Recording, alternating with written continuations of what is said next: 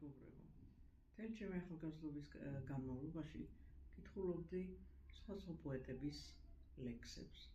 ახლა მინდა შემოგთავაზოთ ჩემი ხმით წაკითხული ჩემივე ლექსი, რომელსაც ჰქვია მარადისობა.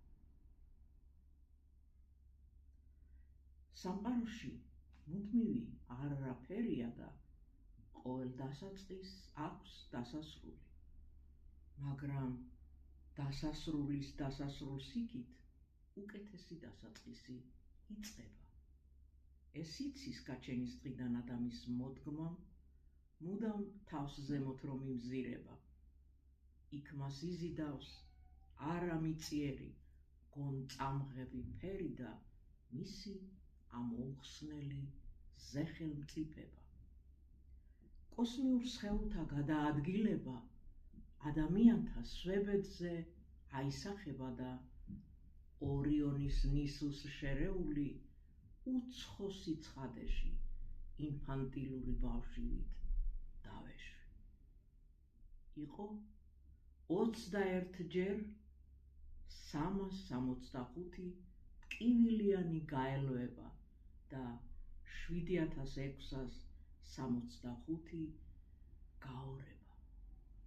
ბოლოს დადგა ჟამი ამ ქვეყნიური ჭეშმარიტების.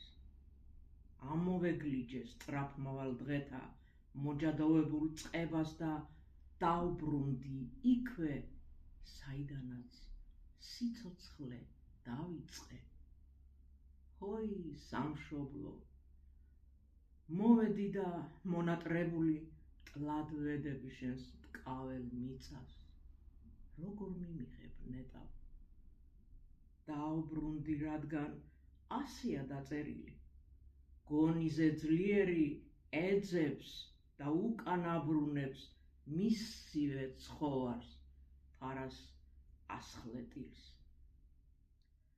ძლიერია საძვალე მიწის ანდამატი და როგორც ცეცხლში გამოკვერილი სამრეკლო რვალი, მის წინ სალოცავად